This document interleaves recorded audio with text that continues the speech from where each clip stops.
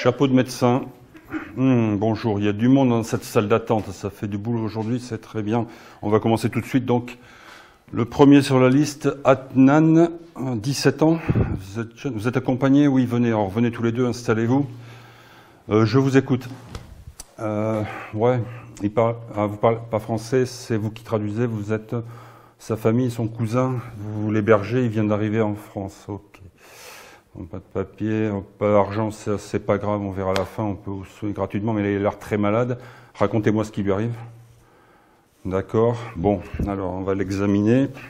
Je vous examine. Oui, vous avez l'air très malade. Il va falloir vous soigner tout de suite.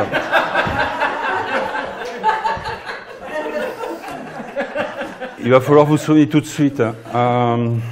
Il faut prendre des médicaments, là, et vous n'avez pas d'allergie, pas de maladie particulière, pas d'antécédents. D'accord, vous pouvez lui traduire que le traitement que je vais lui proposer, oui, parce qu'il faut qu'il comprenne et qu'il commence les traitements tout de suite. Il n'a pas besoin d'aller à l'hôpital, il faudrait faire des radios, mais bon, ça va coûter cher, là, il n'a pas d'argent. Donc je vous fais l'ordonnance pour aller à la pharmacie. Ah, mais la pharmacie, c'est pareil. Mais vous, je vous connais, vous êtes son cousin, vous vous appelez, oui, vous êtes Kadir, c'est ça? On s'est déjà vu. Vous avez une carte vitale, vous? Non. Vous avez une carte d'AME, d'aide médicale d'État? Oui. Alors, on ne va pas être complètement dans les clous, là, mais le traitement, il faut qu'il commence maintenant, là, sinon ça va dégénérer, ça va être difficile. Est-ce que vous êtes d'accord pour qu'on fasse comme ça? Je fais l'ordonnance à votre nom, vous récupérez le médicament, comme ça il se soigne dès maintenant. Il peut prendre une première dose tout de suite, une deuxième ce soir, ça fait un traitement de charge pour le premier jour. Il ne faut surtout pas qu'il arrête son traitement avant la fin. Hein. Vous lui expliquez bien tout ça, allez-y, vous pouvez traduire s'il vous plaît. Merci. Bon, il a tout compris, c'est bon. Vous repartez, si ça s'aggrave, vous revenez. Bon, ici on fait tous à peu près la même chose. Et puis s'il guérit, il ne faut pas qu'il arrête le traitement avant la fin. On a bien compris, on est d'accord. Je vous remercie, bon courage.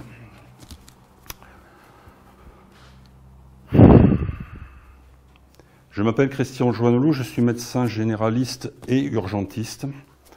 J'ai travaillé pendant 30 ans dans un SAMU régional de grande ville. J'en suis parti en 2019 parce que j'en avais marre de voir les gens souffrir à l'hôpital, je ne parle pas des patients. Et puis je travaille aussi à but complètement libéral dans un groupe payé à l'acte de médecins généraux avec des visites et des consultations. Bon, je travaillais 60 heures par semaine, je ne travaille plus que 50 heures par semaine, donc j'ai trouvé le temps de préparer une conférence gesticulée que je vous présente aujourd'hui. Elle s'appelle « Tant qu'on a la santé ». Titre tiré volé à un livre qui est paru en 1975, petite collection Maspero. Ce livre, c'est un recueil d'articles publiés dans une revue du même nom, « Tant qu'on a la santé », dans lequel écrivaient des soignants et pas que des médecins, et puis pas que des soignants, des passants ordinaires qui parlaient de santé, considérant que la médecine appartient à ses usagers qui, consciemment ou non, décident d'être ou de ne pas être malades. Prendre part à la bataille pour une vie qui ne rende pas malade, c'est un parti pris pour la santé ou pour le bonheur, un parti pris politique. Or, ce discours, c'est un petit peu extraterrestre, mais un des auteurs là-dedans, c'est Jean Carpentier. Si vous tapez Wikipédia Jean Carpentier, vous aurez un aperçu de l'histoire extraordinaire de ce médecin, qui est un des auteurs de ce livre et qui disait « Nous nous sommes occupés de la vie humaine d'un bout à l'autre, de la socialisation, de la sexualité, de l'avortement, des cadences infernales, de l'enfermement et même du progrès et de la religion. » Tous azimuts. Alors, ça paraît extraterrestre, mais quelquefois l'histoire nous rattrape et s'accélère. Et pas plus tard qu'il y a exactement 8 jours, 11 novembre, j'ai co-signé avec beaucoup d'autres un appel à la désobéissance médicale en cas de suppression de l'AME. L'aide médicale d'État, c'est ce qui permet à des migrants sans papier, sans revenus, de se soigner dans notre pays. Le texte dit ceci. Je ne suis pas l'auteur, mais moi, médecin, déclare que je continuerai à soigner gratuitement les patients sans papier selon leurs besoins, conformément au serment d'Hippocrate que j'ai prononcé. Je resterai indifférent à leurs conditions sociales ou financières, ainsi qu'en leur langue et nationalité. La déontologie prescrit le juste soin pour chaque personne qui me consulte. La sagesse dénonce la faute éthique et, en passant, l'erreur épidémiologique. Patients d'ici et d'ailleurs, ma porte vous est ouverte et le restera. Donc,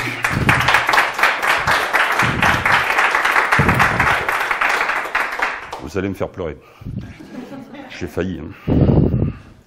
La conférence, elle se tiendra en plusieurs parties. Après une préhistoire que j'espère rapide, on arrivera à l'histoire qui commence en 1946, avec ce que nous appellerons la sociale, qui, avec les mots de cotisation sociale, subvention, convention, va nous permettre d'avoir en France un des meilleurs systèmes de soins au monde à la fin du XXe siècle, avec allongement de la durée de vos vies, qualité de vie de ces années. Puis nous allons basculer vers l'état social, deuxième partie, deuxième moitié, avec des mots comme pénurie, bureaucratie, crédit, remboursement, financiarisation de notre système de santé qui va conduire à son effondrement, recul de votre niveau de santé, fuite des soignants. Et comme je vais vous faire partir avec peut-être un sourire ou un peu d'espoir, on va voir la conclusion où on aura le choix entre une santé comme une marchandise et un effondrement, et une société de chacun pour soi et tous contre tous, et on va essayer de rebondir avec ce déjà-là de la sociale qui a si bien réussi, qu'on peut reprendre, développer, réimaginer, pour repartir vers une santé comme un droit, une société où ce sera chacun pour tous et tous ensemble. Ce sera l'alternative à la fin, j'espère. Bien. Alors, 1975, sortie de ce livre, c'est aussi l'année où je découvre le Yosekan Budo. Yosekan Budo, je dois parler plus lentement, merci Franck. C'est un art martial, alors bon, comme j'ai un peu grandi depuis l'époque, je l'attache comme ça, si vous permettez, la ceinture. C'est un art martial que je choisis parce qu'il n'y a pas de compétition. C'est-à-dire que tous les coups sont permis, c'est du combat de rue, mon adversaire tombe au sol, je continue à taper. Alors je dis, adversaire, c'est plutôt un partenaire, hein, c'est-à-dire que s'il fait ça, c'est comme une question qu'il me pose. Et moi, je dois esquiver, d'abord sauver la tête, c'est le plus précieux, sortir du champ, et puis je peux aussi rentrer d'autres questions. Et enchaîner par la suite, donc, des saisies, des projections, des clés, aïe aïe aïe, ça fait mal, etc. Et puis à la fin, comme ça, quand ça s'enchaîne, que c'est fluide, que la technique passe bien, ça ressemble à de la danse, c'est beau, parce que dans art martial, il y a art. Je l'illustre avec ceci, qui est un dessin que vous connaissez peut-être, c'est celui du Tao, le Yin et le Yang. Alors c'est pas exactement le bien et le mal. Dans la partie sombre, il y a une tache claire, dans la partie claire, il y a une tache sombre. C'est-à-dire que c'est une illustration du rapport de force, on va l'utiliser plusieurs fois dans la conférence. Ça veut dire aussi que dans un débat, je dois être capable d'écouter l'autre, peut-être qu'il a raison et que moi j'ai tort, j'en sais rien. Donc échange, argument contre argument, etc. Voilà, donc ça c'est un schéma qui va être assez utile dans la suite de la conférence.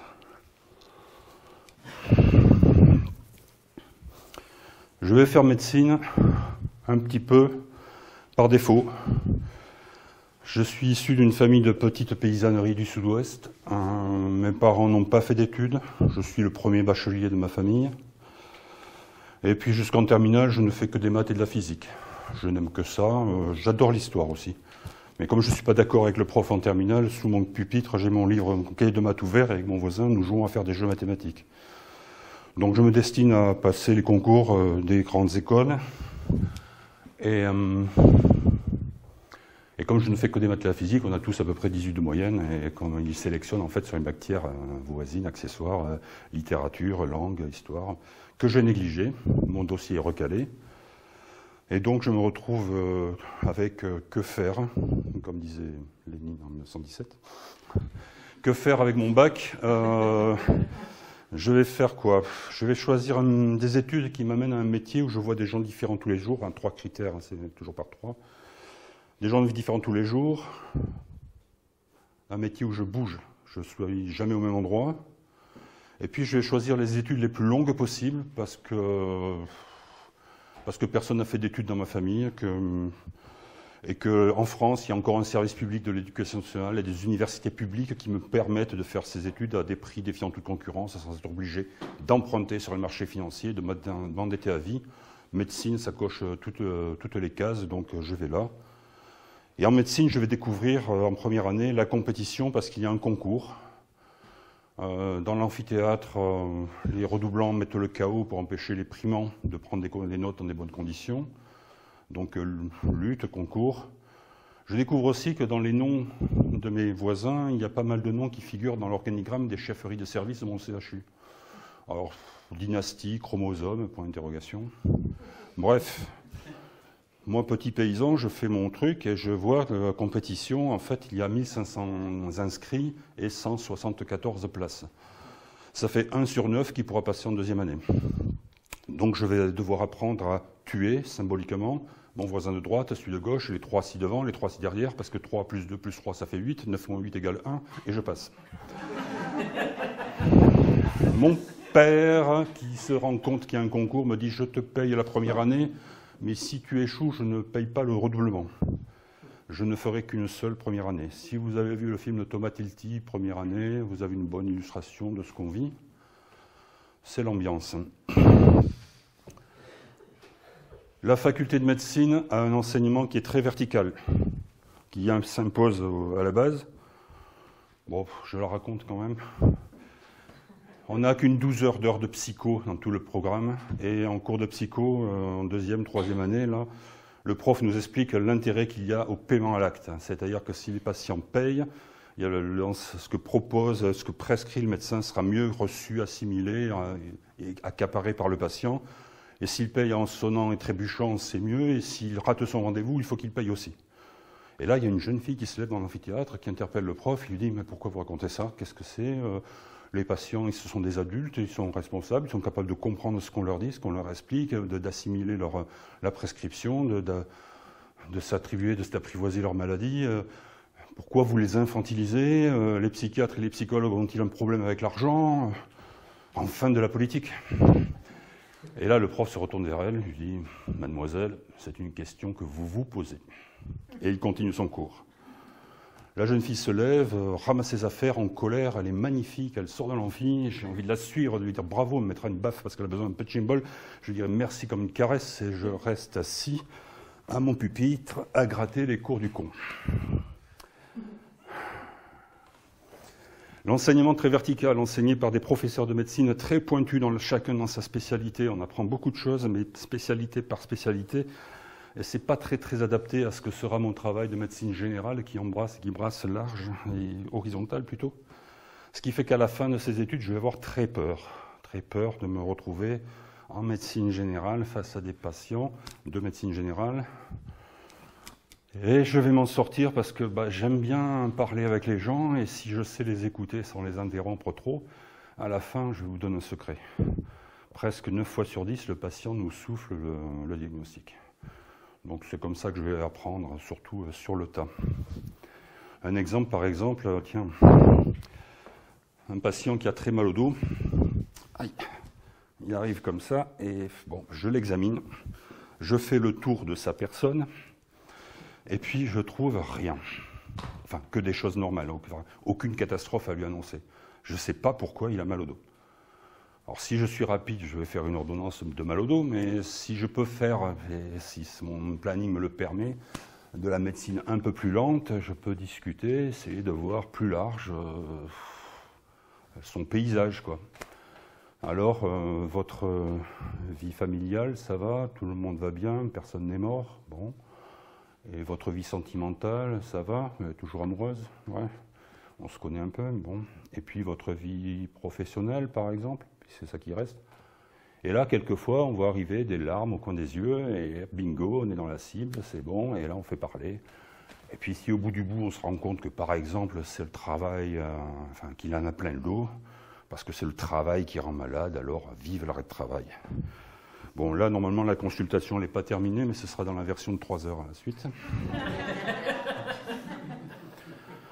Bon, je vais faire médecine, je vais vous raconter un petit peu comment c'était la préhistoire, c'est-à-dire avant 1946. Je resterai au 19e, 20e siècle. parce que je fais du SAMU surtout. J'ai beaucoup travaillé, mais quand je faisais du SAMU, 48 heures par semaine, j'avais aussi du temps pour faire des rapatriements sanitaires et j'ai beaucoup voyagé dans le monde pendant 10 ans pour aller chercher des Français. Enfin, tant qu'on vous paye vos retraites, vous voyagez. Et donc, quand vous êtes malade loin de chez vous, il faut aller vous chercher et vous ramener près de chez vous. C'était mon boulot. Quand j'étais pas de garde au SAMU, je m'occupais de ma famille, de mes enfants, et puis je faisais ça aussi, quoi. Et donc, j'ai beaucoup voyagé. J'ai vu dans certains pays où il n'y a pas de service public aussi développé qu'en France, où il n'y a pas de sécurité sociale, les situations qui étaient celles de notre pays avant 1900, avant le milieu du XXe siècle. À ces époques ici, les médecins sont rares et ils ne sont pas très efficaces, ils ne savent pas grand-chose. Ils vont s'améliorer, être de plus en plus efficaces avec des techniques comme Pasteur et la vaccination, avec des techniques comme la pasteurisation, avec l'alliance avec la pharmacie et puis les antibiotiques, ça sauvera aussi des vies. Et puis le seul fait de se laver les mains avec de l'eau et du savon avant d'opérer ou d'accompagner un accouchement, ça va aussi sauver des vies. Mais bon, c'est assez lent comme progression. Ils seront très attachés à ce qu'ils appellent le monopole de la pratique de la médecine. Et en 1927, cette relation privilégiée personnelle avec le malade, auquel ils sont très attachés, il est demandeur et mon boulot, c'est d'essayer de résoudre son problème à caractère médical. Ils vont le graver dans le marbre, dans une charte de la médecine libérale qui dit en gros plein de choses, mais ma liberté de m'installer où je veux, ma liberté de prescrire ce que je veux, ma liberté de pratiquer les honoraires que je veux, la liberté du patient de me choisir éventuellement, et le secret médical et plein de choses comme ça. Donc ils vont être vraiment bloqués sur ce système d'idées-là. Le matin, ils sont à l'hospice. Il n'y a pas d'hôpitaux vraiment. Ce sont des hospices, et les hospices, c'est quelque chose qui apparaît dans l'histoire. En fait, dans les hospices, c'est des lieux où on ne soigne pas vraiment, on fait ce qu'on peut avec de la compassion, des prières, de l'eau bénite et des pansements. Les pansements sont une technique inventée et développée par les infirmières. Et dans les hospices, on soigne les pauvres. Ceux qui n'ont pas les moyens de payer les médecins. Les médecins sont payés à l'acte, ils sont chers. Les pauvres ont peu de chances d'arriver jusqu'à eux. Et dans les hospices, on trouve de véritables musées de la médecine. Et ça va être la grande époque pour la France, une période où la médecine, la discipline phare de la médecine, ce sera l'anatomie. Cette période anatomo-clinique va donner des noms de médecins français à des maladies, à des syndromes, Charcot et d'autres. On va la mimer, on est dans l'hospice, chambre commune, 40 personnes. Les malades sont décrits, observés par les médecins, soignés s'ils le veulent bien. Et le patient est là, alors soit il est couché, soit il est debout, tout nu ou en caleçon, et puis vous êtes mes élèves, je suis le professeur, et je vous décris les symptômes de sa maladie. Et la phrase terrible, c'est « Lorsque nous aurons le dossier complet, nous pourrons vérifier que les symptômes que nous observons correspondent bien à une tumeur située dans telle partie du cerveau. » Alors vous avez compris, le dossier complet, c'est après l'autopsie. Donc l'autopsie, l'anatomie, c'est vraiment la discipline phare de cette époque. Ça, c'est le matin. L'après-midi, les médecins partent en ville soigner les patients solvables, c'est-à-dire les riches, qui peuvent soigner chez eux ou qu'ils vont opérer dans les cliniques chirurgicales qui portent souvent le nom de dynastie de médecins. Voilà, ça, c'est ce système-là. Alors, que font les pauvres? Les pauvres, ils se débrouillent. Ils se débrouillent parce qu'on est dans une période... la conférence est caricaturale, hein, donc je vais essayer de le faire vite. Période de 2023, moins 1793, ça fait 230 années de capitalisme en France, révolution industrielle. La bourgeoisie remplace l'aristocratie, elle se développe, révolution industrielle, et les ateliers deviennent des fabriques, et les fabriques deviennent des usines, où il va falloir des travailleurs qui vont exode rural, fini des solidarités villageoises, et dans les villes, il n'y a plus les solidarités de corporations de métiers, puisque c'est interdit par la loi des bourgeois de la Révolution, et les travailleurs sont libres d'aller vendre leur force de travail dans les usines. Et donc, et là, ils vont être exploités. Alors, je ne vous fais pas le tableau, vous connaissez certainement Victor Hugo, Émile Zola, etc., de nombreux auteurs, qui décrivent très bien cette misère sociale. Et ces misérables vont, voyant comment ils souffrent, vont essayer de s'organiser pour se donner les moyens de s'élever un petit peu au-dessus de cette misère.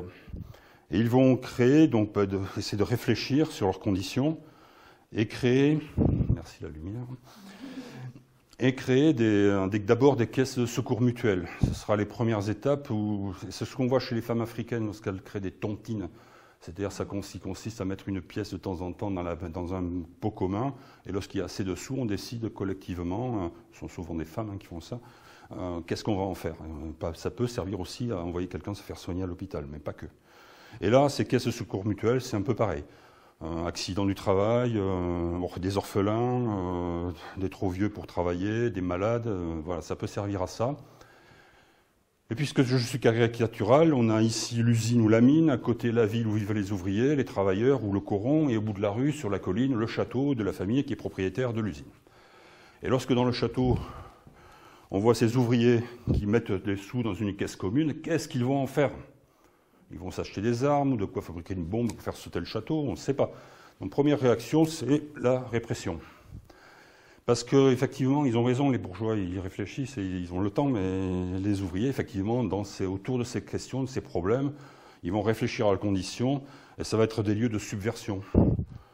Et ils vont être à l'origine, plus tard, d'associations, de syndicats ou de partis politiques à caractère plutôt révolutionnaire. C'est là qu'on va trouver ce que je vais appeler des briseurs de chaînes. Mais la bourgeoisie qui réfléchit se dit que c'est pas plus mal finalement, parce que s'ils mettent de l'argent en commun pour mieux soulager leur peine, moi je sais qu'un travailleur qui a 10 doigts, il travaille mieux que s'il en a 9 ou 7 ou 8. Quoi. Et plus il est en bonne santé, plus il est rentable, plus il est efficace, plus efficient, et plus il y a de laine à tondre dessus. Quoi. Donc on va les laisser faire, et puis on va même subvertir les choses. Alors, subvertir un renversement, je récupère le truc et je me le réapproprie, parce que finalement c'est pas de la même couleur que moi, mais il y a un petit peu de sombre, ça peut être intéressant de le récupérer. Et si je reprends le pouvoir dessus, je peux en faire quelque chose à mon bénéfice. Et donc au lieu d'avoir que des structures où il y a des briseurs de chaînes, on va le récupérer, on va se mettre en place et favoriser, développer des structures où on aura plutôt des négociateurs du poids des chaînes. On va les appeler comme ça, c'est-à-dire ça sera moins lourd, mais c'est toujours des chaînes. On peut les repeindre en rose, en vert, en bleu, comme vous voulez, y mettre une guirlande, mais c'est toujours des chaînes. Mais en échange du fait qu'on va les arroser, leur fournir des moyens de se développer, des moyens juridiques pour louer ou acheter des bâtiments pour y mettre leurs bureaux, etc. Ce que n'auront pas les initiaux, quoi, les briseurs de chaînes, on ne va pas les aider, on va aider les autres. Et en échange de ces avantages, on va les contrôler. Et le contrôle, il peut s'effectuer selon la source du financeur ou du créateur de cette mutuelle ou de cette assurance sociale, puisque c'est de ça qu'il s'agit. Il peut être un représentant de la préfecture ou de la mairie, un représentant de l'église, un représentant du patronat, un représentant d'un notable qui a financé la mutuelle de son quartier ou de sa ville. Mais ces représentants bourgeois vont contrôler la chose et en faire la dévoyer un peu dans un sens qui leur est utile. Alors, utile, bien sûr, améliorer la santé pour qu'il soit plus efficient et plus rentable. Ils vont surtout, pas faire trop pour les chômeurs, faire un peu pour l'accès aux soins et la maladie, faire un peu pour la vieillesse et les retraites. Ils vont surtout faire des allocations familiales, parce que c'est ça qui est utile pour eux. Effectivement, les bourgeoisies à l'époque sont en compétition coloniale. Il faut préparer la prochaine guerre. La France a perdu l'Alsace et la Lorraine. Les femmes allemandes font plus de gosses que les femmes françaises. Donc ça va mal. Donc les allocations familiales vont servir à avoir comme ça de futurs soldats et de futures femmes qui auront remplacé les soldats dans les champs et les campagnes, etc. Donc l'intérêt guerrier pour la première guerre, mais aussi pour la deuxième. Le maréchal Pétain à Vichy, son État français, c'était travail, patrie, mais au milieu, il y a famille. Donc ils vont eux aussi développer les allocations familiales. Accessoirement, ces allocations familiales sont un très bon outil pour le patronat contre le salaire.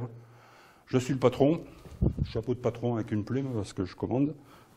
Les chefs indiens en plein de plumes sur les chapeaux. Vous êtes mes ouvriers tous en grève, mes travailleurs, et vous êtes plus nombreux que moi. Je cède. Je vous donne 10, Mais sur les 10 armes du patronat contre les salaires, il y en a 5 qui vont augmenter tous vos salaires, c'est ce que vous avez demandé, une augmentation de salaire, et les 5 autres, je vais les mettre dans les allocations familiales. Et ainsi, les chargés de famille vont gagner plus à l'issue de la grève que les célibataires. Diviser pour régner, c'est un moyen utile. On arrive enfin à la sociale. 1946, rapport de force qui se renverse. La création de la sociale, illustration du rapport de force, Cambudo, il y a plein de techniques, point, pied, projection, des armes, bâton court, bâton long, sabre, couteau, nunchaku, etc. Il n'y a pas de tir à l'arc et on se bat pas à cheval.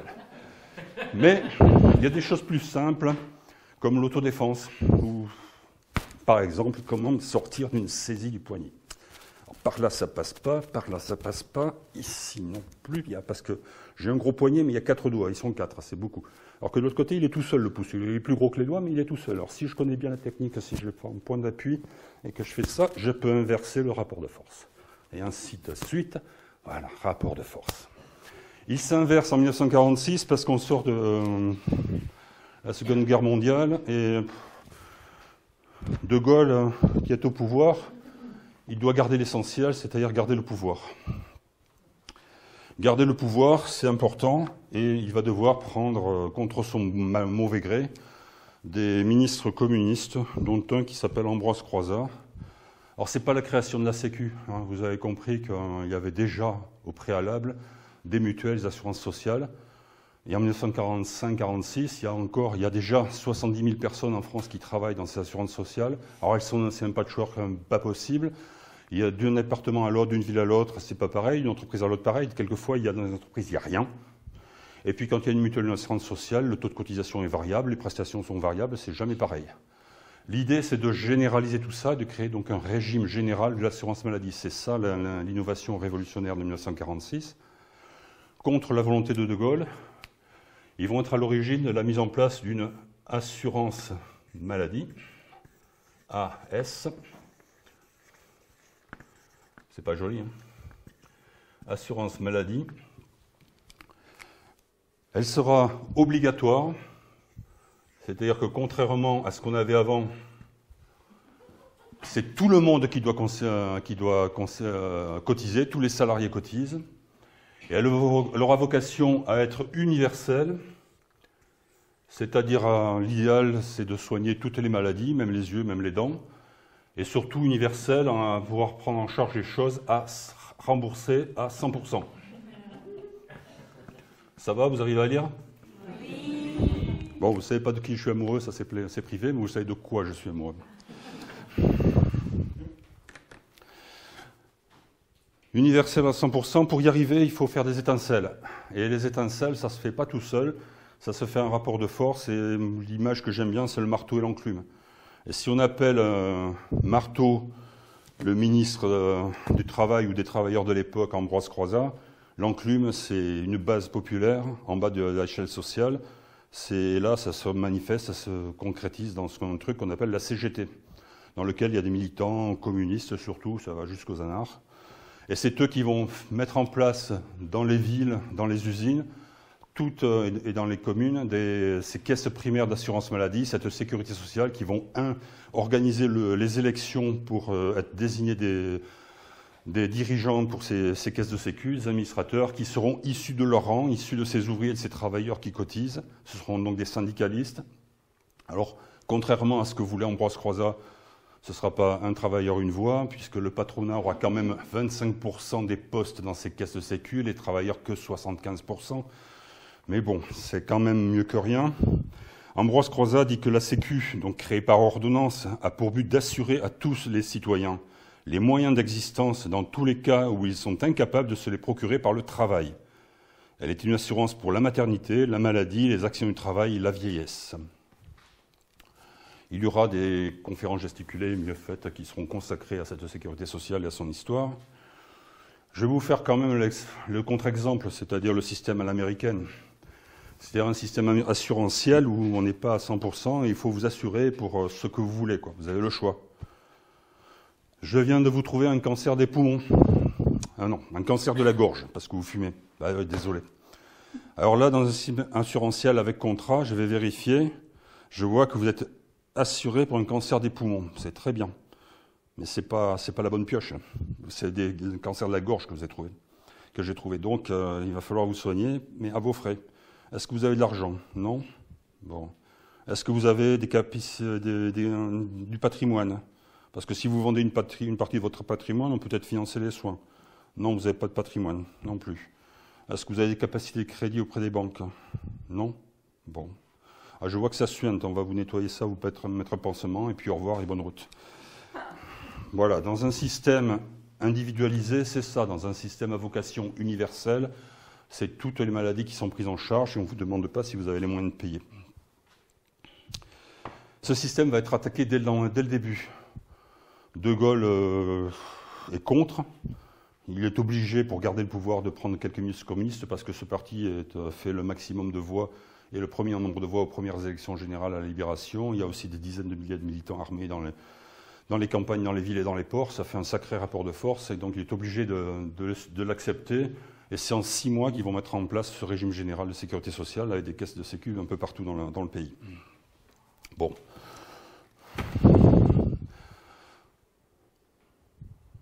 Ça va permettre d'amener de l'argent dans ces caisses de sécu et de développer quelque chose qui deviendra notre système de santé, un des premiers au monde. Alors je vais faire l'illustration à l'hôpital. À l'hôpital, le maître d'œuvre de tout ça, ça va être celui qui va avoir l'idée de développer l'offre de soins hospitalière. On était déjà avec les hospices encore dans les années 50. Et dans la décennie 50-60, là, le taux de cotisation à la sécurité sociale, à l'assurance maladie, va doubler. Donc il va y avoir de l'argent. Et l'idée qui va être portée, c'est un certain Robert Debré, qui est un grand pédiatre. Et Robert Debré voit que ce qui se passe, parce que la France a été occupée par les nazis pendant 4 ans, bombardée par les Alliés, et elle a pris du retard en matière de santé. Ceux qui ont pris de l'avance, c'est outre-Atlantique. Et outre-Atlantique, il y a d'autres disciplines qui apparaissent, qui se développent. La radiologie, hématologie, immunologie, endocrinologie, néphrologie. Tout ça, c'est lié à une période qui va rentrer maintenant dans le paysage de médecine biomédicale, une période biomédicale. Toutes ces spécialités, l'idée, c'est de les amener au lit du malade. Et donc, ils vont être à l'origine, pas ordonnance, parce que le corps médical est contre. Il sera contre tout ce qui va être ressemblé à de la soviétisation de la santé. Toujours, les médecins seront contre, mais malgré eux, ça va se faire, donc par ordonnance. Ils vont créer des CHU, centres hospitaliers universitaires, qui, adossés à une faculté de médecine, vont former des internes et des chefs de clinique, qui vont essaimer dans les départements, où vont sortir de terre des CHG, hôpitaux généraux, qui vont améliorer donc l'accès aux soins. Les lits passifs vont devenir des lits actifs avec toutes ces spécialités, toutes ces techniques. Les médecins qui étaient tous le matin à l'hôpital, l'après-midi à gagner leurs sous les uns contre les autres, à se chercher des clients rentables, solvables, eh bien, il y aura des médecins de temps plein à l'hôpital. Alors les médecins sont contre, c'est de l'humour de carabin, vous en faites ce que vous voulez, mais temps plein, qu'est-ce que c'est temps plein à l'hôpital? Le seul temps plein qu'on connaisse à l'hôpital, c'est le staphylocoque. Les médecins de temps plein vont faire 3 choses, du soin, de l'enseignement, et du soin, d'enseignement, et quoi? De la recherche. La recherche. Qu'est-ce qu'on va rechercher? Les dossiers égarés, enfin. Donc beaucoup. Ah, vous réagissez, c'est bon. Beaucoup de mauvaise volonté, mais ça va se faire quand même. Et tout ça va augmenter le niveau d'offre de soins, avec des gens qui seront temps plein et fonctionnaires fonction publique hospitalière. Ça aussi, c'est une grande nouveauté issue de la Libération. Ça avait commencé un peu avant, mais là, ça se généralise. Et quand vous êtes fonctionnaire, ce sont des gens, en fait, qui ne sont pas payés avec leur poste. Et si leur poste de travail disparaît, ils sont mis à la porte. Ceux-là, ils sont payés selon leur qualification et leur grade. C'est-à-dire que les fonctionnaires de l'hôpital, entre autres, comme d'autres, lorsqu'ils sont payés pour ce qu'ils sont, ils ne sont pas payés pour ce qu'ils font. Ça s'appelle une révolution anthropologique. C'est développé dans une autre conférence. Bien, donc tout ça se développe, hop, améliore l'offre de soins. Moi, alors, c'est pas parfait, hein, il ne gagne pas sur toute la ligne, Ambroise Croizat. C'est-à-dire que contre sa volonté, et pour faire venir les chirurgiens qui opéraient dans ville, dans leur clinique privée, pour les faire venir opérer à l'hôpital, il va accepter l'existence d'un secteur privé à l'hôpital. Au début, dans son esprit, ça devait être uniquement quelque chose de temporaire, ça deviendra pérenne, et puis ça va même s'aggraver, se développer. Néanmoins, bon, il était content de lui, mais pas complètement. Robert Debré disait « Ce que j'ai fait avec la biologie, vous devez le faire avec la santé publique, en travaillant avec des économistes, des sociologues, des psychologues, des statisticiens. » C'est des vieux pieux, mais c'est vers cette direction qu'il faudrait ramer, quoi. Moi, je travaille au SAMU, mais lorsque je suis interne et que je fais des visites, mais comme une visite, le couple, c'est médecin, infirmier. Et dans cette période-là, j'ai la chance donc d'être formé et de commencer à travailler dans ce genre d'hôpitaux. Le patient est dans son lit. Le premier, vous êtes guéri, vous pouvez sortir. Et le deuxième patient, on a fait le diagnostic, on a trouvé le traitement, on le connaît. On vous l'a présenté, vous avez appris à apprivoiser votre maladie. Si ça se passe mal, vous savez quoi faire, où aller, etc. On est donc en sécurité, le temps est calme, vous pouvez sortir. C'est ce genre de discours. À cette époque, les soignants travaillent pour soigner. On verra plus tard.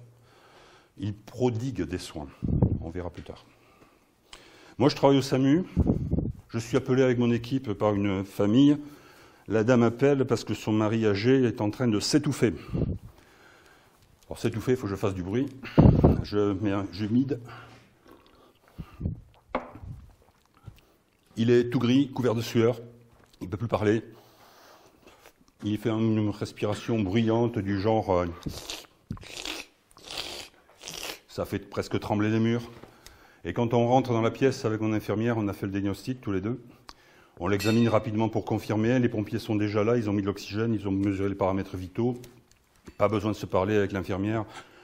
On sait qui monte la perf, qui pousse les seringues, on prépare ensemble le matériel d'intubation et puis on attend.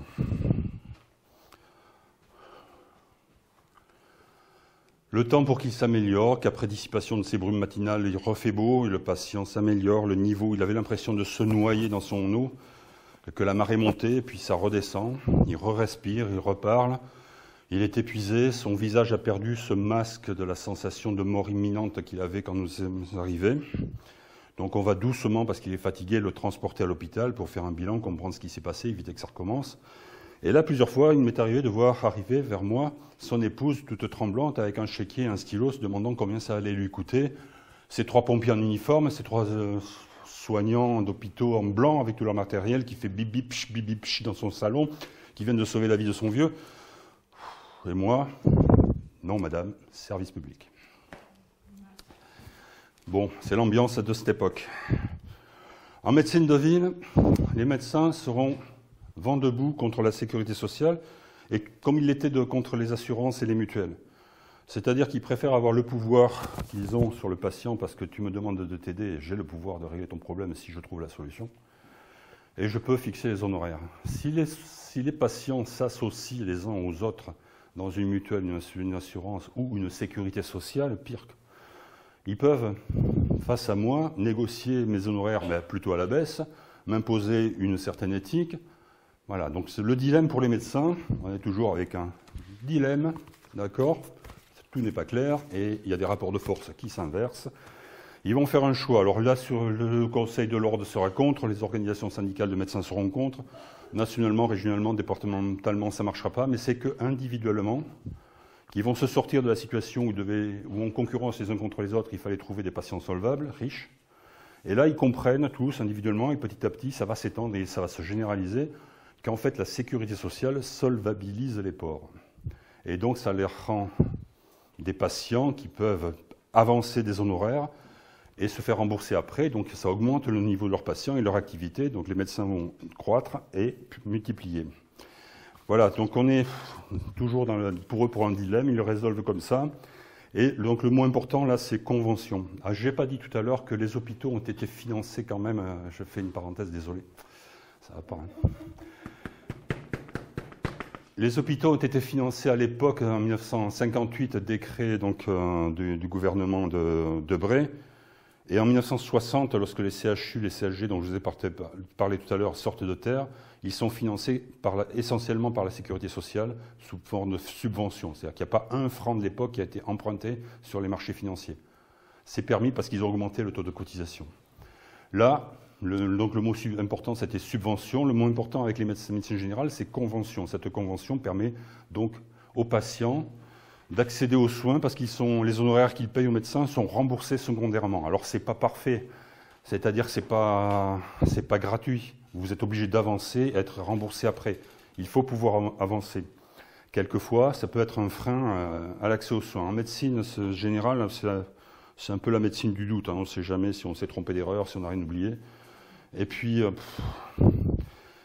la difficulté, ce qu'on sait quand même, c'est que si vous venez vous soigner précocement, sans attendre, si on fait le diagnostic assez tôt, c'est quand même mieux pour vous. Vous souffrez moins longtemps, vous risquez moins de vous aggraver, et puis au bout du bout, ça coûte aussi moins cher à tout le monde.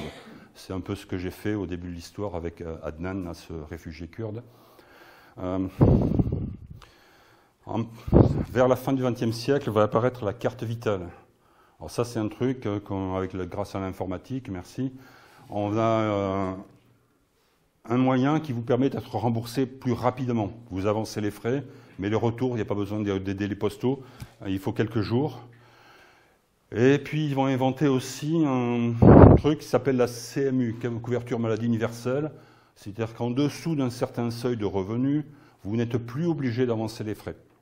Mais il y a toujours l'effet seuil, que dès que vous passez le seuil de la CMU, vous êtes obligé d'avancer les frais. Donc la difficulté, elle n'est pas tout en bas de l'échelle sociale, elle est juste un peu plus haut de celui du seuil. Et illustration. Alors, ils font aussi un truc pénible, ils font des dépassements d'honoraires, non remboursables. Parce que je le vaux bien, c'est ce genre de truc. Moi, je me souviens de Adèle, elle a des jambes lourdes, des varices. Il faut qu'elle se fasse opérer. Et lorsque je la vois, alors, elle a trouvé un chirurgien, mais c'est un chirurgien en clinique qui fait que des dépassements, et il lui demande 400 € par jambe. Mais comme elle est très très pauvre, il est sympa pour la deuxième jambe, il lui fait le dépassement de demi-tarif. Donc le système n'est pas parfait. Je veux dire, c'est un des meilleurs systèmes de santé du monde, mais quand même, il y a des biais, quoi. Un autre biais, je suis appelé par une famille, par une dame, je montre 4 étages, j'arrive chez eux, assez peu de meubles, une table et 3 chaises dans la pièce principale, c'est pour son bébé de 6 mois qui est malade. Bon, je l'écoute, elle me raconte, je l'examine, je lui propose ma solution, on est d'accord. Et puis je lui demande si elle a sa carte vitale. Alors demander la carte vitale, pour moi c'est bien, parce que je sors d'une vie d'hospitalier où non madame, service public. Et là, quand je demande la carte vitale, c'est que le moment est venu de parler mes honoraires, de me faire payer, mais je ne demande pas comment vous me payez, je demande la carte vitale. C'est un biais qui permet de traduire. Et j'introduis dans le lecteur, et je pense qu'elle doit avoir la CMU, c'est l'impression qu'elle me fait.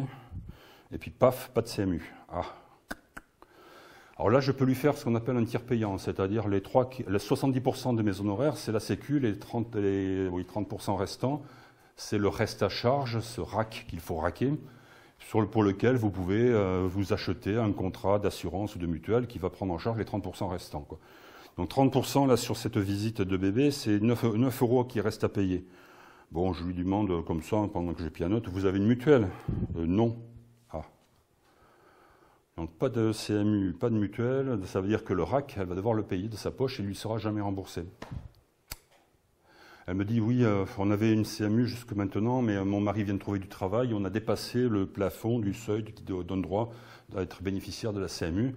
On a regardé sur Internet, on a peut-être trouvé une mutuelle qu'on va se payer le mois prochain, mais bon, vous payez, docteur, je ne vous inquiétez pas. Pour les enfants, on paye, on n'attend pas. Pour moi, j'attendrai le début du mois avec le salaire de mon mari, mais pour les enfants, je paye, donc demandez, allez-y.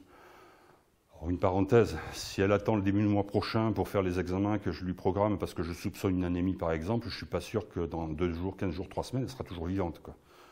Toujours la même idée que tout à l'heure. Et donc il reste 9 € à payer qu'elle ne se fera jamais rembourser. Alors il faut que je prenne la décision, je les prends ou je ne les prends pas. Je dois me dépêcher parce que j'ai d'autres patients qui m'attendent. Alors parmi vous, vous seriez à ma place, qui prend les 9 €? Vous y avez droit.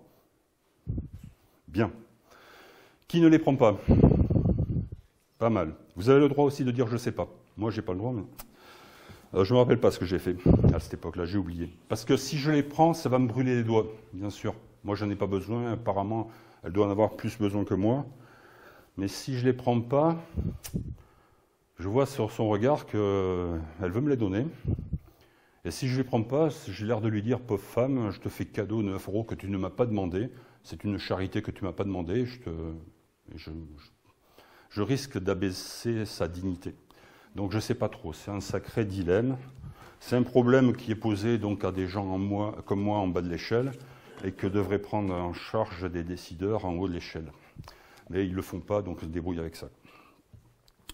Donc voilà, ce système est très beau, on est un premier système de santé au monde, et on passe à la deuxième moitié de la conférence. Je ne sais pas quel est le chronomètre. C'est bon, merci. Cool.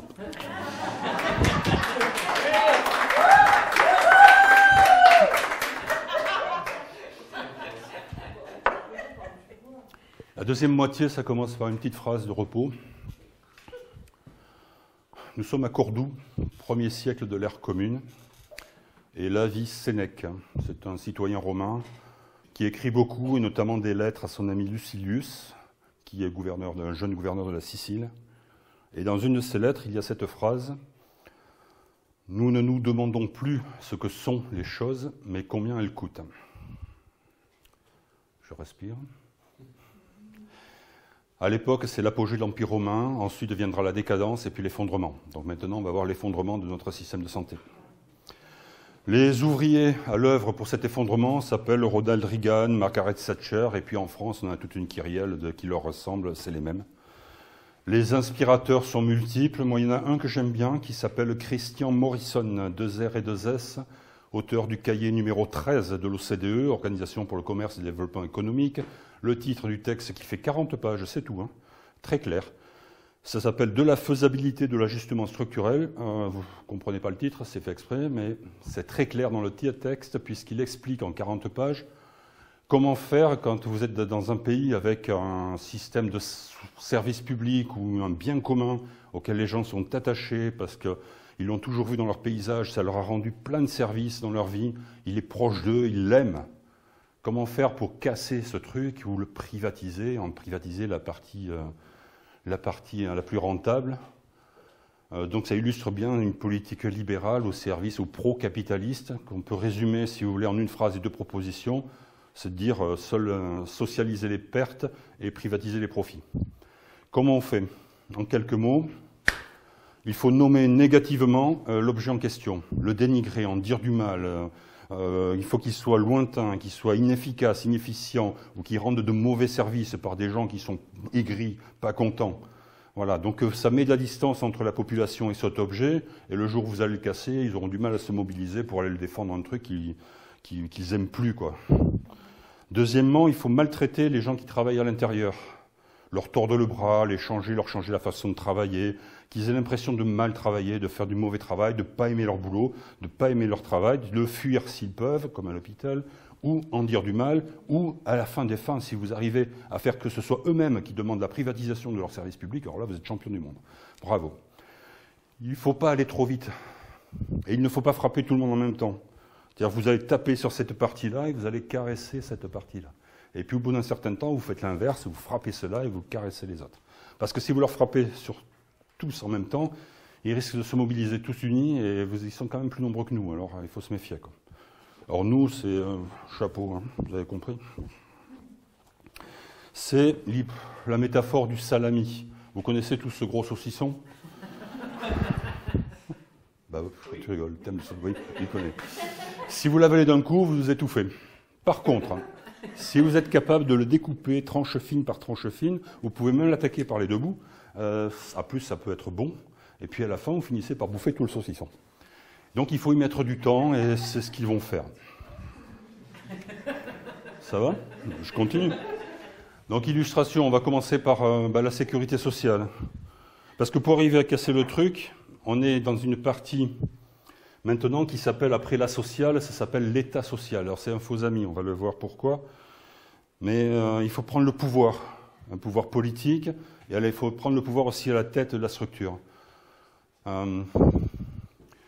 Et donc il va falloir, jusqu'à présent, je vous avais dit qu'à sa fondation du régime général en 1947, 46-47, les salariés, les travailleurs qui cotisent représentent 75% du pouvoir à l'intérieur des caisses d'assurance maladie, et 25% pour le patronat. Et là, au bout de quelques temps, les ministres communistes sont virés, avec les aléas politiques de droite, on arrive à avoir... On ne riait pas tout le temps. On arrive à avoir, jusqu'en 1967 par exemple, vous avez les ordonnances Jeanneney qui vont nous imposer le paritarisme. Le paritarisme, en 1947, si vous regardez votre bulletin de salaire, vous avez le salaire net et dessous, cotisation sociale. Il n'y a que 2 lignes. Et puis, au fur et à mesure du temps, on va mettre cotisation salariale et cotisation patronale. Et comme c'est le même chiffre, puisque c'est pareil, ça peut être 50-50, et ça serait normal que les patrons soient représentés à 50%, puisqu'ils cotisent à 50% à la tête des caisses de sécu. Donc, alors qu'ils n'avaient que 25% des voix, maintenant, ils ont 50% des voix. C'est bien parce qu'ils n'ont qu'un seul syndicat, le CNPF, qui va devenir le MEDEF, le syndicat des patrons d'aujourd'hui, que vous connaissez. Ils sont tous seuls avec 50% des voix, mais ça ne fait pas une majorité. Il suffira après de s'allier avec un des syndicats d'ouvriers, parce qu'au début du dernier siècle, il n'y avait qu'une seule CGT, à peu près, et puis au fur et à mesure du temps, ça se divise, il y en a de plus en plus. Et il suffira d'en trouver un, allié avec le patronat, pour diriger les caisses de sécu. Au début, ce sera Force ouvrière, plus tard, ce sera la CFDT. Mais c'est pareil, on leur donne quelques avantages et puis ils vont laisser faire surtout et ne pas empêcher la casse de cette sécu. Comment on casse la sécu? J'ai dit qu'il fallait la dénigrer, donc on va inventer un trou. Alors c'est aussi une époque, mais toujours 1975, parce que je vais garder cette date.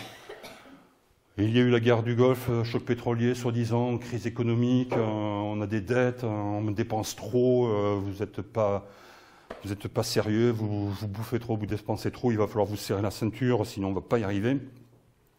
Et la sécurité sociale dépense trop, il va falloir diminuer donc, ces dépenses-là. Et on va inventer le trou de la sécu, parce que le patronat a les boules, parce que aussi la bourgeoisie, parce que la sécu de 1947, c'est à peu près la moitié du budget de l'État, géré par des travailleurs essentiellement. À la fin du siècle, c'est 1,5 fois le budget de l'État. C'est une somme énorme d'argent qui échappent complètement au circuit financier, à la spéculation. Ils ont les dents qui crayent le parquet, ils n'en peuvent plus, donc il faut reprendre le pouvoir là-dessus et le sortir à ces travailleurs, ces loqueteux, ces ignares, ces incultes. Ils sont incapables, et puisque, regardez, il y a un déficit, il y a un trou, et pour fabriquer un trou, c'est un déséquilibre entre des recettes et des dépenses, un trou dans un budget. Or, les dépenses de la sécurité sociale, elles augmentent à peu près de 4% par an, bon an, mal an, parce que vous vieillissez, qu'il y a des techniques médicales, des innovations, des découvertes, qui coûtent un peu plus cher, qui vous permettent de vivre mieux et plus longtemps, et que l'inflation est là aussi, etc. Donc à peu près, ça augmente les dépenses, et pour rétablir l'équilibre, il faut augmenter les recettes. Bon. Donc on va inventer le trou de la sécu. Ces attaques, elles ont lieu dès le début. Phrase d'Ambroise Croizat, où est-ce que je l'ai? La sécu ne parlait jamais d'acquis sociaux, mais de conquis sociaux, car le patronat ne désarme jamais. Les attaques, elles ont lieu dès le début. Tout le monde est contre, De Gaulle, la bourgeoisie, le patronat, l'Église aussi, contre cette soviétisation encore de la santé.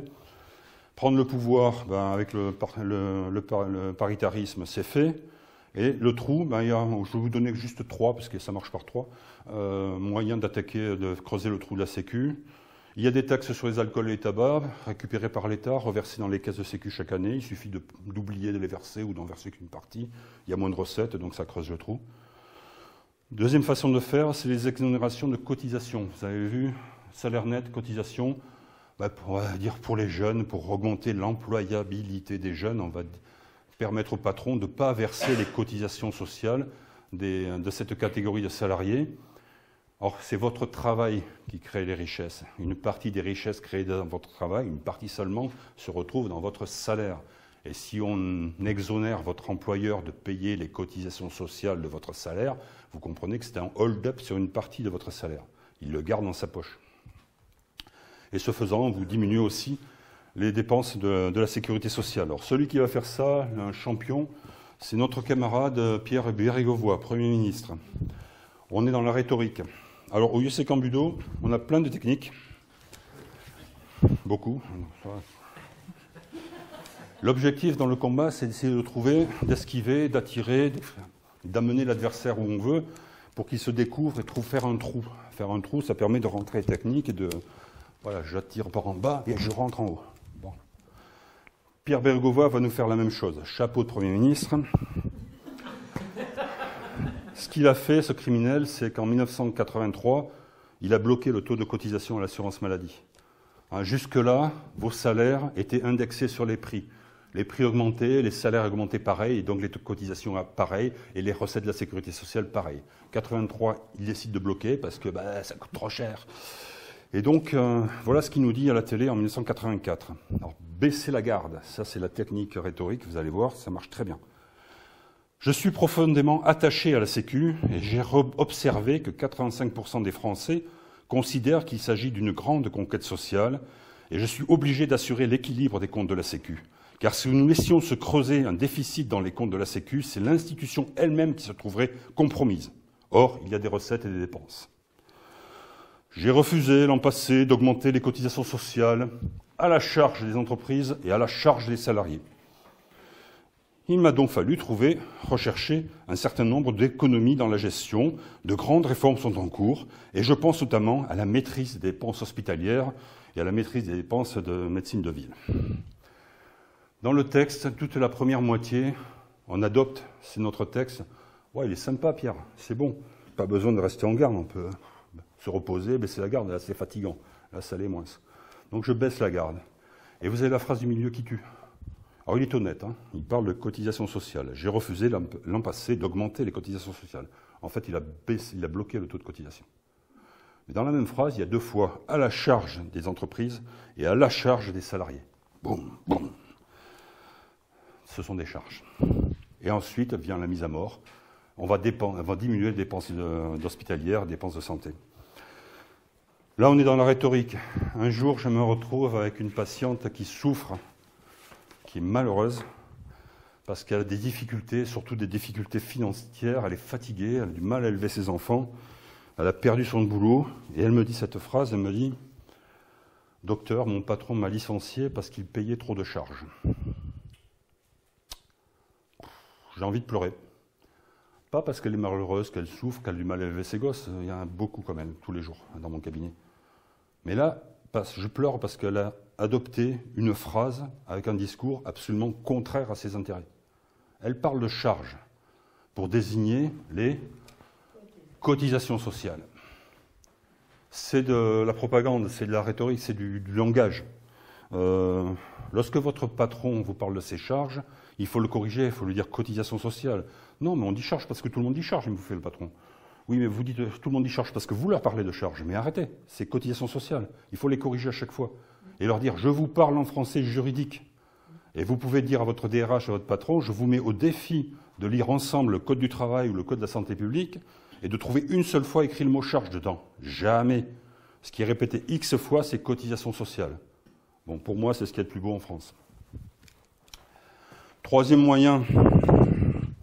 Ah oui, je suis quand même, encore un peu de rhétorique, après je passe au troisième moyen. Le chapitre où nous sommes, ça s'appelle État social. Je vous ai dit que c'était un faux ami, on va le démontrer un peu plus tard.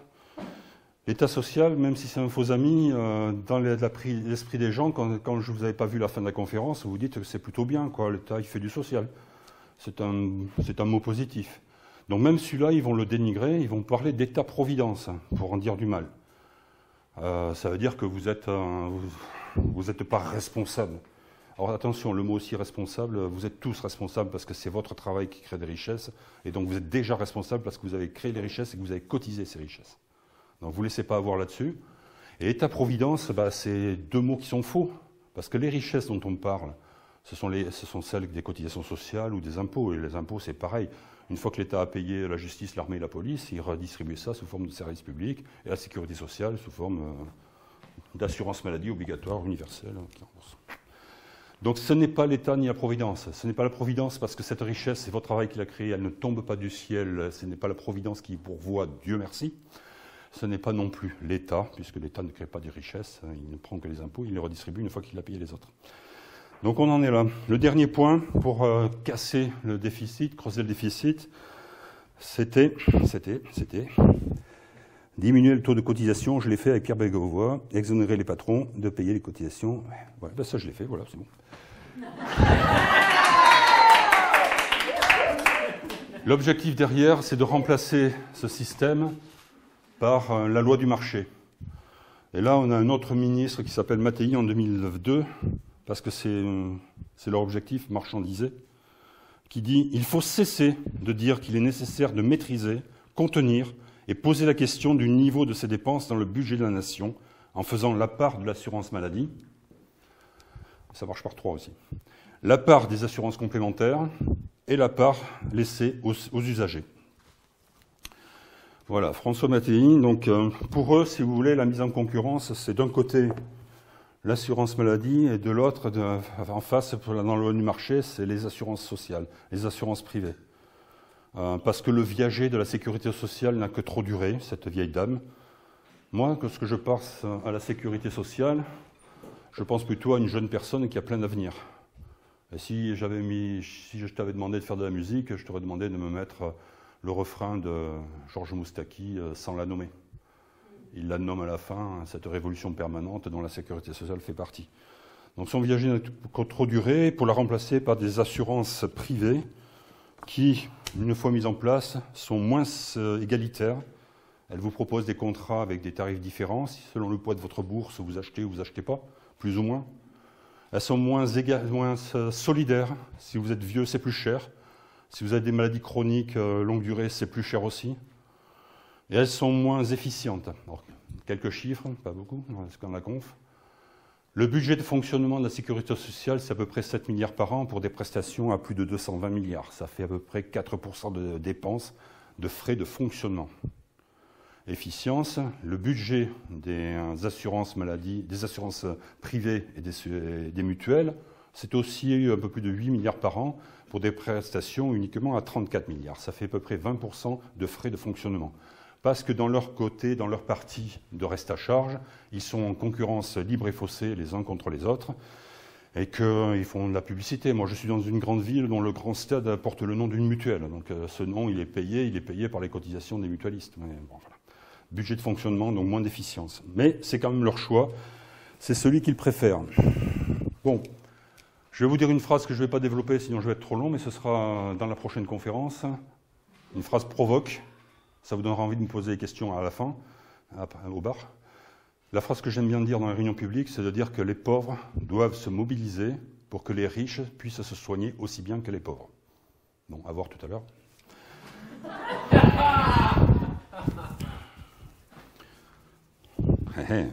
Pourquoi il a dit ça? Là, je suis aujourd'hui de garde pour mon SAMU. Je suis de garde pour mon SAMU sur un des hélicoptères de secours aux noyés sur les plages d'Aquitaine. On a fini la journée, il est 20h. Normalement, on doit rentrer la machine, la pêche a été bonne. Et là, il ne rentre pas la machine, le pilote vient me voir, Christian, est-ce que tu peux rester un peu parce qu'on va avoir une visite? Et je vois arriver dans une voiture un des anesthésistes de mon hôpital et une personne que je ne connais pas qui m'est présentée comme étant le directeur de mon hôpital. Je n'ai jamais vu de directeur. Alors j'ai compris. On va les faire sauter derrière la barre, au large, le plongeur de surface va les ramasser, et on va les treuiller, ils vont se faire s'envoyer en l'air, ils sont contents. Et là, j'ai mon directeur tout frais, tout propre. Il a eu sa dose d'adrénaline, il est content, il est en confiance, et je vais le faire parler, parce que je n'ai jamais vu de directeur, moi, c'est la première fois, donc je vais voir qui c'est, quoi. Et là, ce directeur me dit cette phrase, me dit « Je suis directeur de notre hôpital depuis 3 ans, je compte le rester encore 2 ans de plus, et j'espère, au terme de mon mandat, avoir rendu notre hôpital plus attractif qu'il ne l'était avant que j'arrive. » Merci. Alors attractif, je vois que nous n'habitons pas sur la même planète. Moi, je ne travaille pas à l'hôpital je travaille à l'hôpital pour soigner des gens, les soulager, puis les réinjecter dans le public, où ils vont continuer leur chemin de vie. Je ne travaille pas pour les faire venir, remplir l'hôpital, faire des lits, faire des actes et le rendre plus attractif. Lorsque mon CHU est créé dans les années 60-50, il n'y a que 4 grandes directions dans la tête de mon CHU. Aujourd'hui, il y en a 40, dont une direction de la clientèle, une direction de la communication. Voilà, donc pléthore administrative, bureaucratie. Nicolas Sarkozy, dans un discours en 2007 à Bordeaux, va nous expliquer que le seul maître à bord maintenant à l'hôpital, c'est le directeur.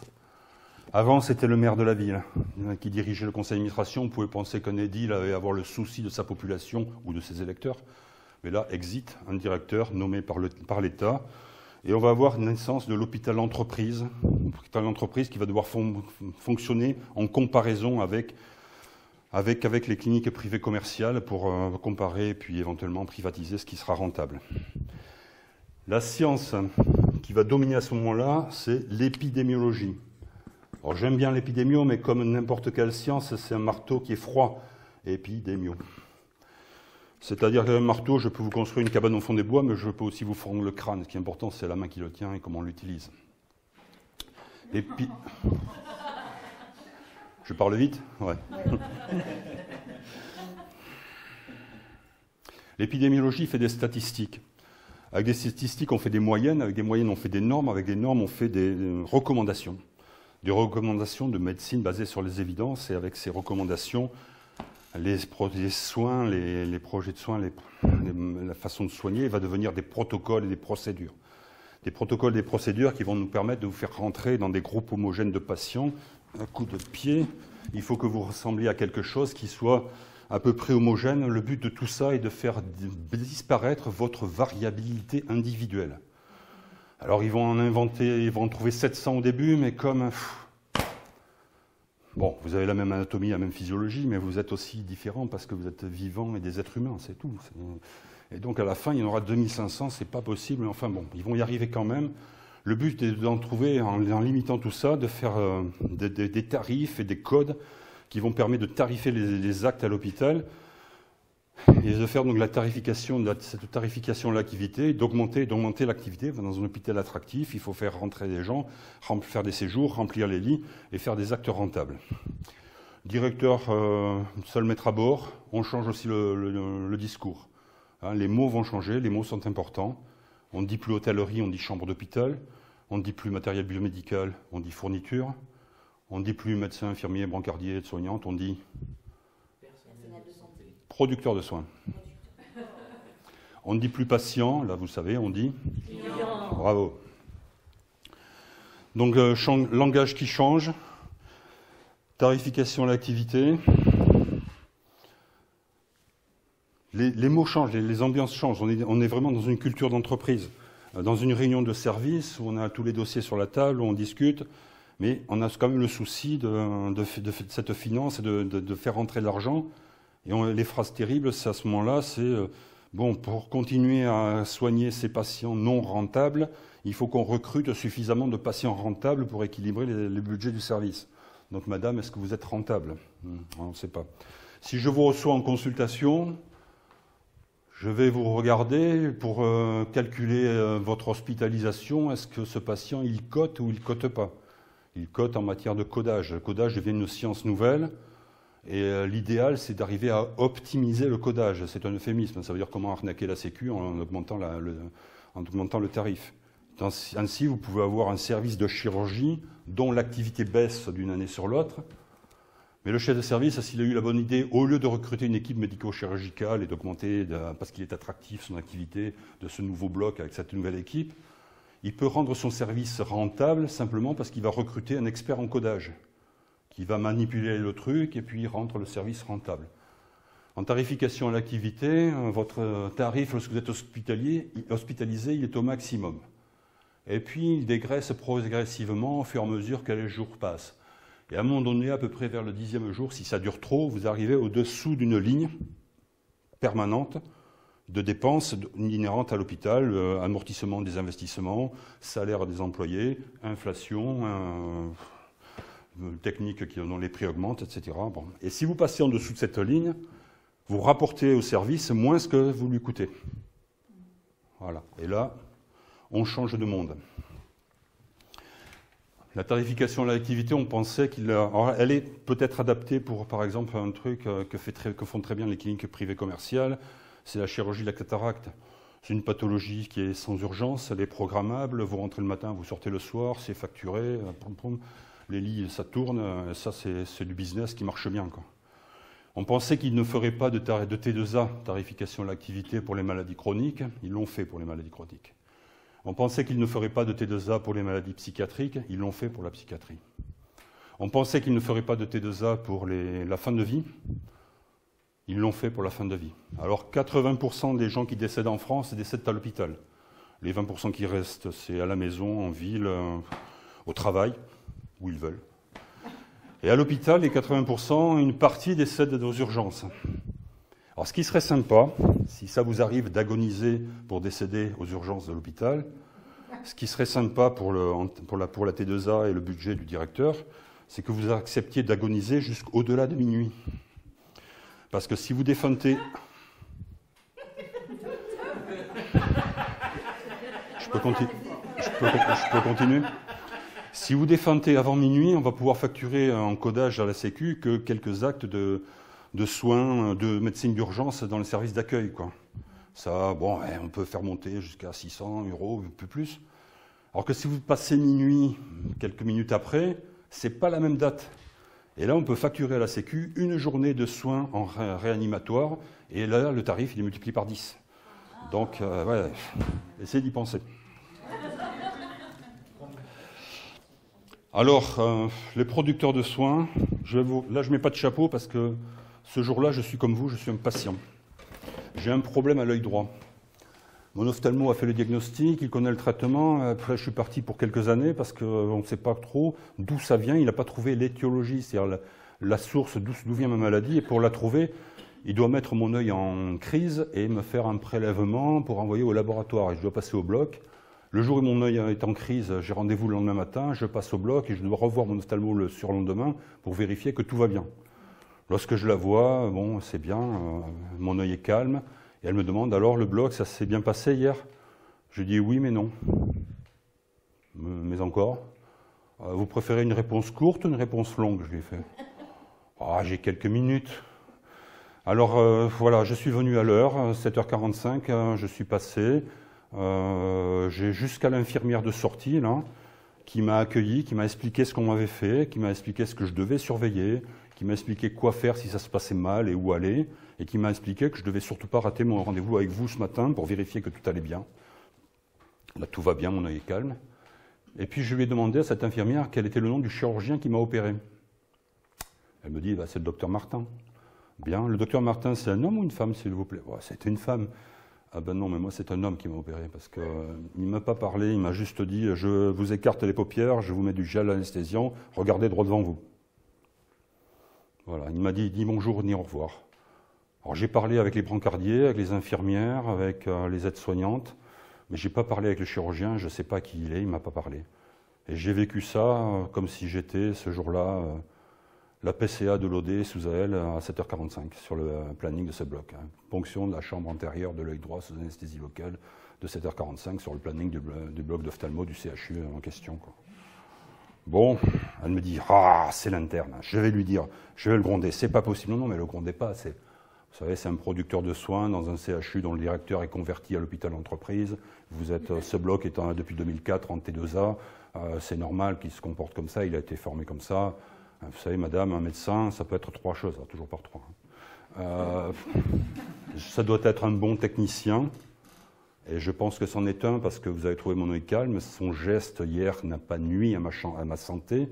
La pureté du geste, la casepsie, donc bon technicien. Deuxièmement, ça doit être un bon ingénieur. Il doit avoir la tête bien pleine de connaissances académiques, universitaires. Alors ça, je n'ai pas vérifié parce qu'on ne s'est pas parlé, mais je lui en fais crédit. C'est ingénieur, technicien. Et puis la troisième partie, la partie artiste, empathie, humanité, non, là, ça ne va pas, donc, effectivement. Et là, elle me dit, oui, et je vais lui dire quand même, parce que si plus tard, il opère et il ne parle pas à ses patients et qu'il a un problème au tribunal, ça va mal se passer pour lui. Là, j'ai un blanc. Alors, soit je suis gentil avec elle et j'ai envie d'être gentil avec elle parce qu'elle est sympa, elle s'occupe bien de moi. Et je pense que sa réponse, je vais dire qu'elle est confraternelle. Soit je suis sévère avec elle et je vais trouver sa réponse corporatiste. Parce que dans sa réponse, le patient, il n'y est pas du tout, quoi. Alors juste avant de la voir, j'ai été reçu par les externes, c'est des petits étudiants en médecine qui m'ont dit « Bonjour monsieur, comment allez-vous? Qu'est-ce qui vous amène? D'accord, ah oui, très bien, on va vous faire les examens, quelques examens juste avant que vous voyiez le professeur. » Bon, ils parlent, ils sont normaux, mais bon, dans ce moule, je ne sais pas comment ils vont sortir, quoi. Le criminel, maintenant, pour tuer l'hôpital, il s'appelle Alain Juppé. Alors, au IEC Cambudo, il y a des milliers de techniques, vous le savez maintenant. Et une des premières qu'on apprend aux débutants, ça s'appelle envoyer la puissance. Ah non, c'est pas comme ça, c'est comme ça. Envoyer la puissance, c'est Les Japonais ont un truc particulier, ils considèrent qu'il faut faire partir, c'est une petite contraction qui part de l'abdomen, des muscles d'abdomen, et le but pour envoyer la puissance, c'est il faut que ce soit une ondulation qui va jusqu'au bout du bras, du sabre, de ce que vous voulez, quoi. Et ça fait un truc comme ça. Parce qu'il y a en gros deux grandes façons de frapper. Si je frappe comme tout le monde, ça fait un peu mal, mais ça va, quoi.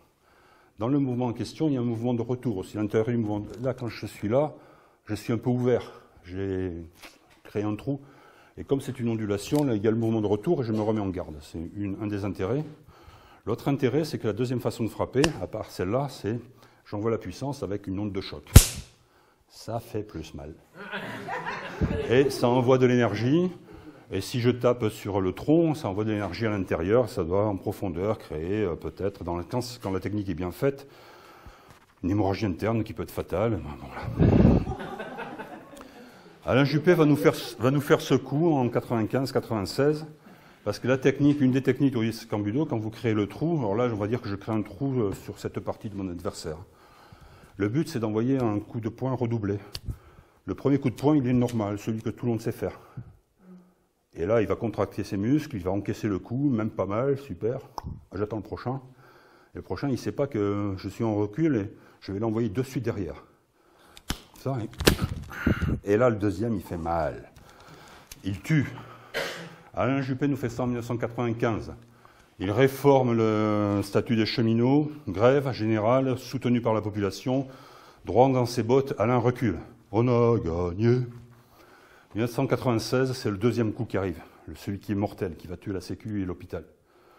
1996, Juppé invente l'objectif national des dépenses d'assurance maladie. Objectif qui deviendra une contrainte à ne pas dépasser. Si vous la dépassez, le tarif de vos actes va être diminué, et donc il faudra en faire de plus en plus. Le budget de la Sécu va être décidé. Alors avant, je vous avais, vous vous rappelez, 75%, 25% de patrons, 50% de patrons à l'IRKFO, puis la CFDT, donc le pouvoir aux travailleurs, c'est fini. C'est les patrons qui ont le pouvoir, et là, c'est l'État social dont on parlait tout à l'heure, ce faux ami, qui prend le pouvoir à travers les lois de finances et de sécurité sociale qui sont votées chaque année. Loi de finances, c'est-à-dire que c'est l'État, le Parlement qui décide. Et comme il décide toujours en dessous des besoins, ça crée des déficits. Je vous ai dit que les dépenses de santé augmentaient bon an mal an de 4%, et les lois de finances, pendant toutes ces années, elles vont augmenter, elles ne vont jamais baisser. Attention, il ne faut pas aller trop vite, il ne faut pas que les gens se révoltent. Mais elles vont augmenter que de 2,6%, parce qu'il faut vous responsabiliser.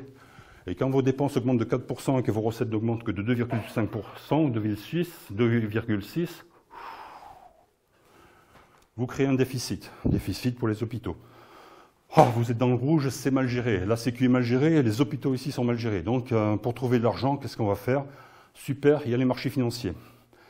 Et Alain Juppé va nous créer la CADES, Caisse d'amortissement de la dette sociale, où les hôpitaux et la Sécu vont pouvoir aller emprunter. Les agences de notation du milieu financier donnent de très bonnes notes à la CADES, parce que la Sécu et les hôpitaux sont de très bons payeurs. Ça marche très bien.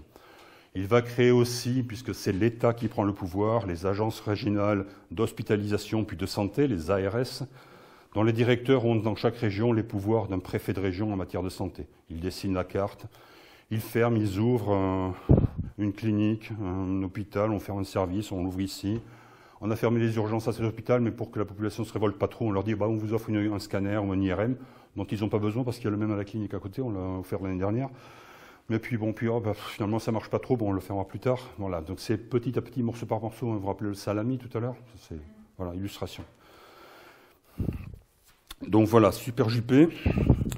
Ouais, ça avance.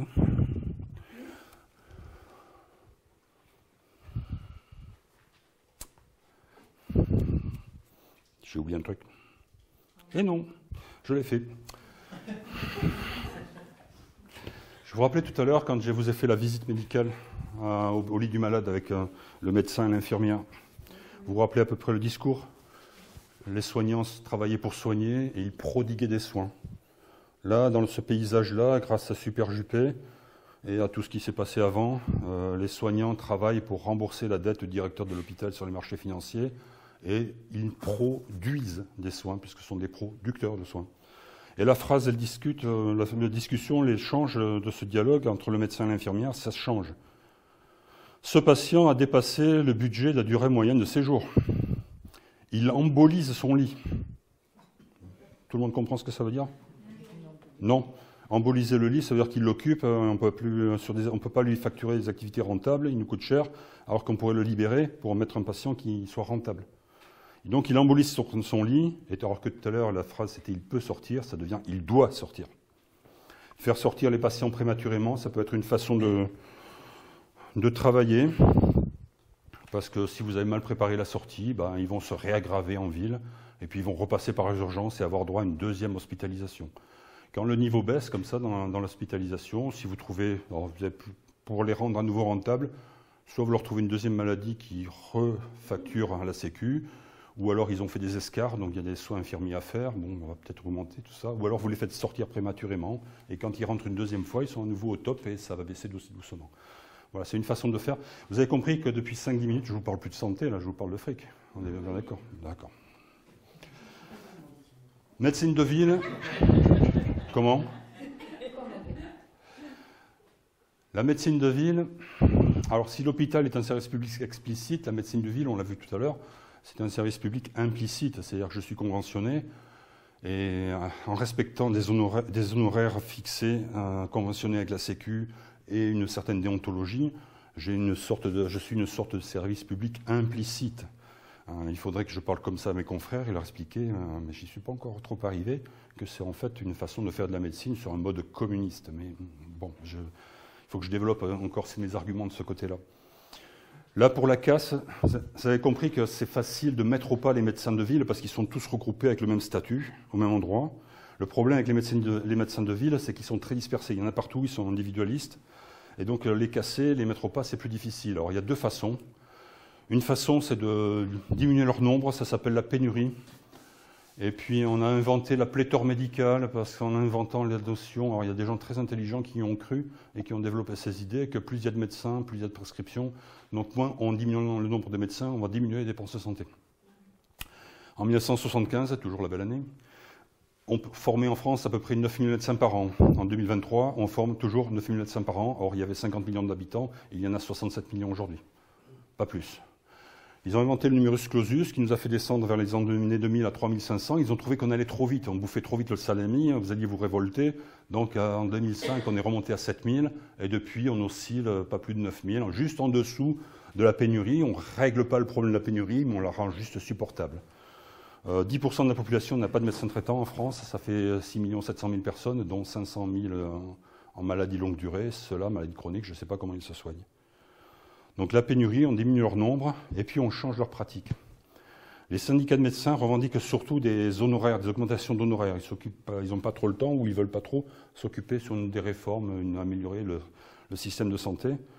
Les augmentations d'honoraires, ils n'y arrivent pas beaucoup. La dernière fois, c'était maintenant, c'est tous les 5 ans, et ils ont augmenté les honoraires, les actes de 1,50 €.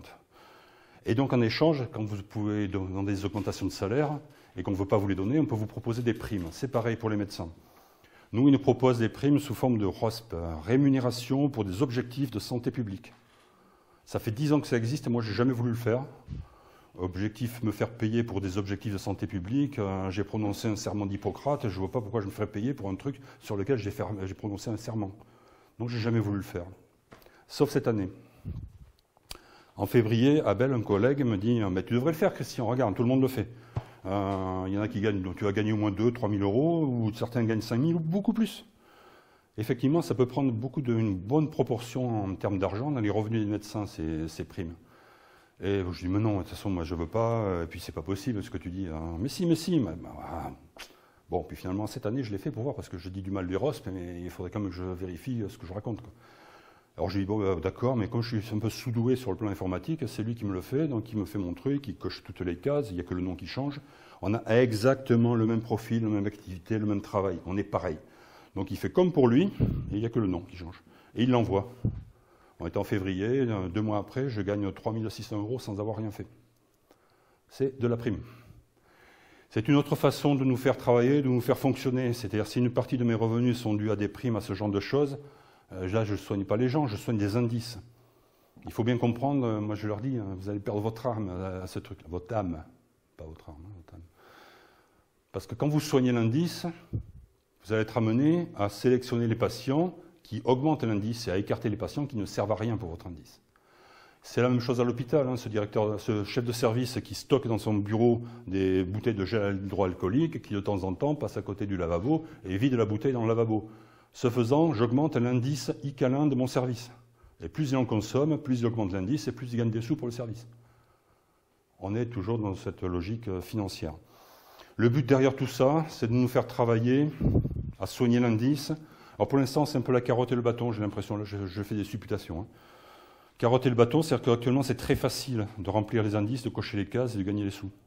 Après, ils pourront augmenter les primes et puis augmenter aussi la difficulté et nous corseter pour nous faire travailler avec des recommandations et nous mettre dans des cases et dans des cadres. Et des cases et des cadres qui seront décidés par qui? Par ceux qui ont déjà commencé à prendre le pouvoir. Alors dans des spécialités comme les dentistes, la biologie, la radiologie, ça s'étend. Et plus tard dans la médecine générale, c'est-à-dire que ceux qui mettront les règles, des indices et des cases à remplir et des façons de travailler, ce seront les industriels de la pharmacie, les industriels des assurances privées qui vont en prendre en charge et dont nous allons être en fait les salariés indiciaires. Bon, voilà, ça c'est l'avenir sombre. Alors je dois vous faire partir avec le sourire. C'est ce que j'ai décidé. Un mot quand même avant de faire la conclusion de nos adversaires, de nos dirigeants, de l'État social. Je pense qu'ils savent le mal qu'ils nous font. Ils le savent parce que ça ne les concerne pas directement, ni eux ni leur famille. Un directeur, un président de région ou un ministre ou sa famille dans un hôpital, il ne va pas passer des heures et des heures sur le brancard inconfortable des urgences à mater les néons du plafond dans le couloir avec le bruit et la fureur de cette cour des miracles. Les portes vont s'ouvrir, ça ne les concerne pas eux directement, ça vous concerne vous. Mais ils sont prudents. Et ils savent que nous sommes plus nombreux qu'eux. C'est pour ça qu'ils sont prudents. Là, j'ai le choix, j'en ai d'autres. Allez, chapeau, de Premier ministre. Il s'appelle Édouard Philippe. Alors, c'est trouvable le texte, la vidéo sur Internet. Si vous tapez Édouard Philippe au mardi de l'ESSEC, E2SEC, c'est les écoles de commerce, supérieures de commerce, aussi qui se croient supérieures. Je vous fais le texte. Face à la colère potentielle qui va se déclencher, il faut être rusé. On ne sait jamais laquelle des gouttes sera la dernière. On peut le pressentir, mais on ne le sait pas. En 2017, on fait les ordonnances travail. Moi, je me dis, ça va être terrible. Parce que je me souviens de la loi travail 2 ans avant, manifestation monstre, tension maximale. On le fait, les ordonnances travail, et ça passe. Ensuite, on fait la réforme de la SNCF. On met fin au statut de cheminot et on ouvre à la concurrence. On s'attend à des blocages complets. Et pas tant que ça. Il y a des grèves, ça bloque et ça passe. Enfin, on dit qu'on va pouvoir entrer dans les universités sur le fondement d'une orientation sélective. Si vous avez suivi l'actualité des 20-30 dernières années, vous savez que c'est une bombe. On le fait, il y a des universités occupées, on les désoccupe et ça passe. Puis, pour terminer, on augmente la taxe sur le gasoil. Là, un peu trop à mon goût. Et là, ça passe pas, on a le mouvement des Gilets jaunes. Édouard Philippe. Bon, tout va bien.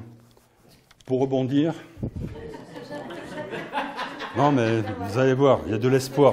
La conférence n'est pas terminée, je suis dans la conclusion maintenant. Pour rebondir, si vous vous attaquez sur la question de la sécurité sociale, de la protection sociale, on peut reprendre sur ce déjà-là, cette sociale qui a si bien marché à partir de 1946 et qui nous a offert l'un des meilleurs systèmes de santé au monde. On peut la reprendre, l'améliorer, la développer. Il faut que j'enlève ce chapeau. Ben non, maintenant c'est moi. La développer. Ambroise Croizat voulait que la Sécu, ce soit le pouvoir aux travailleurs, et ni patron, ni État. Donc c'est ça, c'est vers ça qu'il faudrait aller. Il y a un jeune retraité là, qui a été un prof d'université, d'économie et de sociologie. C'est un historien de la sécurité sociale. Il s'appelle Bernard Friot, il parle de salaire à la qualification, etc. Et surtout, autour de lui, il y a des militants qui réfléchissent à redévelopper cette sécurité sociale pour la santé, mais aussi pour d'autres aspects de notre vie. On pourrait imaginer une sécurité sociale pour l'alimentation, une sécu pour l'accès à l'eau, une sécu pour l'accès au logement, à l'énergie, une sécu pour l'accès au transport, à la culture, aux loisirs. Bon, tout est possible, il suffit d'imaginer. Les hôpitaux ont souffert, les soignants se barrent quand ils peuvent, ils pleurent parce qu'ils ont l'impression d'avoir des soignants maltraitants, mais tout de même.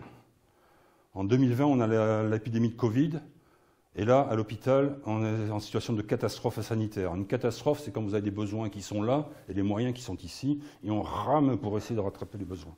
C'est ce qu'ils ont fait à l'hôpital, où on leur avait tordu le bras depuis des années, où rien n'était prévu pour faire face à une telle catastrophe, et ils se sont débrouillés entre eux. Alors s'il y a un seul marxiste dans la salle, il va me dire c'est une réappropriation d'une propriété d'usage de leur outil de travail. Ils se sont retroussé les manches, ils ont parlé entre eux, ils ont cherché des solutions à leurs problèmes, tous ensemble. Et ça a été un moment difficile, plusieurs dizaines, bien sûr, de milliers de morts qu'ils n'ont pas pu éviter, mais ça aurait été pire. Et en tout cas, ils ont fait le boulot tous ensemble. Et ça a été du genre, Christina, qu'est-ce que tu fais encore là? Ça fait 4 heures que tu dois avoir débauché, rentre chez toi. Oui, je sais, il y en a partout, mais si tu tombes par terre, il va falloir qu'on te ramasse, tu reviendras demain matin. Donc ça a été cette ambiance-là, et ça donne quand même de l'espoir sur la nature humaine, même quand on les a fait souffrir longtemps. J'aurai 30 ans aujourd'hui en médecine de ville. Je ne referai pas ce parcours, je crois. J'essaierai peut-être de construire ce qu'on appelle une maison de santé pluriprofessionnelle. En médecine de ville, pour moi, c'est ça l'avenir. Bon, je peux me tromper, mais... J'ai l'exemple de celle de mon copain Didier Ménard, qui a animé, créé une telle MSP dans la cité des Francs-Moisins en Seine-Saint-Denis, une cité collée au Stade de France, dans laquelle il y a des bars, des immeubles, des tours. Et il y a des dizaines de milliers de personnes, 30 langues différentes avec presque autant de cultures. Et au centre, au milieu, cette maison de santé qui fonctionne. Alors, il ne fonctionne pas sur le mode on attend que les patients ouvrent la porte de la maison de santé pour venir se faire soigner. Ils sont chapeautés par une association qui propose un lieu de parole aux habitants pour essayer de voir quels sont les problèmes de santé du quartier, comment collectivement on peut essayer d'y remédier avec l'aide de la maison de santé. Parce que quelquefois, vous pouvez avoir un problème de santé qui émerge dans le quartier, qui n'est pas encore arrivé dans la maison de santé, mais c'est bien de le savoir à l'avance pour anticiper. Et quelquefois, on peut trouver la solution dans la cité sans passer forcément par la case de la maison de santé. Ils ont à peu près 22 salariés, il n'y a que 4 médecins, des infirmières, des kinés, d'autres catégories.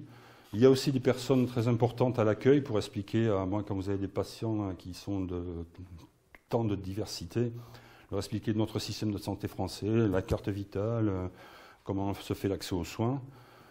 Ils sortent aussi surtout de la maison de santé. Il y a des animateurs salariés de la maison de santé qui vont animer des associations qui ont un lien avec la santé de la population. Ça peut être une association qui propose de l'aïkido ou du yoga, ou un club de vélo. Et comme les vélos tombent en panne, il faut faire une association pour réparer les vélos. Ou ça peut être une ludothèque. Et comme ils sont en expérimentation depuis 35 ans et que ça marche assez bien quand même avec tout ce qui les entoure, et notamment la CPM de la Seine-Saint-Denis, ils font aussi des ordonnances de non-soins.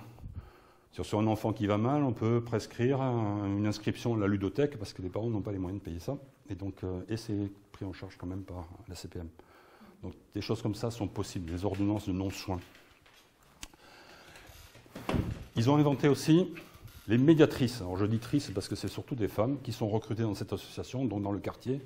Et quand vous avez une trentaine de cultures différentes, quelquefois les pathologies, les souffrances sont exprimées avec des mots, un langage, une poésie qui ne sont pas ceux du médecin, quoi. Et la médiatrice, à elles toutes, elles connaissent l'essentiel des langues et des cultures différentes. Et elles peuvent entendre les mots du patient, les traduire dans le langage du médecin qui fait son boulot, qui fait sa proposition, et la médiatrice retraduit dans le langage du patient. Ça s'appelle de la médecine sociale communautaire, à ne pas confondre avec communautariste, ce n'est pas la même chose. Par exemple, je remplace mon copain et je reçois Mario. Alors Mario, ça fait plus de 20 ans que je le connais, on se tutoie. Lui, alors qu'est-ce qui t'arrive? Tu as toujours mal à l'estomac, ça brûle comme d'habitude? Alors ça, c'est les épigastralgies, c'est une pathologie assez récurrente dans cette cité. C'est dû à de l'hyperacidité gastrique qui est due à de l'angoisse. Et la principale source d'angoisse, c'est qu'il n'y a pas d'argent, il n'y a pas de travail, il n'y a pas de ressources. Et la grande peur, la grande trouille, c'est de ne pas avoir à la fin du mois l'argent pour payer le loyer. Parce que si ça se multiplie plusieurs fois, le risque, c'est que le bailleur social vous foute à la rue. Et ça, c'est leur grande crainte. Alors souvent, ils arrivent avec ce genre de douleur. Et Mario, une fois de plus, a mal à l'estomac. On l'examine, rien de nouveau. Mais pourquoi tu as mal à l'estomac alors que c'est toujours pareil? Ça, t'as pas de travail. Mais si, j'en ai trouvé. Ah bon? Et alors, c'est quoi? Bah, c'est Ahmed, mon copain. Là, c'est le même travail que lui. Là. Je vais être embauché. Là, ça va, là, la semaine prochaine, je dois aller à l'aéroport à Roissy. Mais bon, mais quoi? Mais alors, c'est bien, tu vas avoir un salaire. Oui, oui, oui, oui. Mais le problème, c'est quoi? Ça fait chier, quoi. Je fais des horaires de nuit, je dois bouger les bagages sur le tarmac d'un avion à l'autre. Et il faut y aller. À cette heure-là, il n'y a pas de transport en commun, j'ai pas de voiture, et donc je crois que je ne vais pas pouvoir y aller, c'est une catastrophe. Ah, bon, alors je peux faire des ordonnances de non-soins, mais je ne peux pas prescrire une voiture, quoi. Pas encore. Et là, c'est Fatia, la médiatrice, qui prend la parole et qui nous dit, bah, ouais, mais ça, il y a Rachid, là, le garagiste du quartier, il répare des voitures, mais il a aussi des petites voitures d'occasion en rab, et il pourrait peut-être s'entendre avec Mario pour... Ah bon, Rachid, salut, ouais, c'est le Toubib. Alors bon, je lui présente l'histoire de Mario, et ils se donnent rendez-vous, et puis ils vont régler le problème. Parce que si j'avais pas cette médiatrice, j'aurais prescrit des pansements gastriques, des inhibiteurs de la pompe à protons, et puis on voit si ça marche, et si ça marche pas, il aurait été voir le gastroentérologue, il aurait mis une caméra pour aller visiter son estomac, etc. Et là, pas besoin d'ordonnance, le problème, il se règle dans la société, dans le quartier. Et vous avez compris que la colonne vertébrale de la maison de santé de pluriprofessionnelle, ce n'est pas le médecin, c'est la médiatrice. Donc c'est une autre façon de réfléchir, d'anticiper. Eux, ils sont en expérimentation depuis 35 ans, et je pense que c'est l'avenir. Enfin, pour l'instant, c'est ce que je vois comme ça. Je vais bientôt terminer. Les souffrances, les crises sociales, économiques, financières, climatiques, sanitaire, guerrière, démocratique par l'autorité, tout ça, ça crée de la souffrance, de l'angoisse, et cette angoisse, une grande partie arrive dans les cabinets des médecins.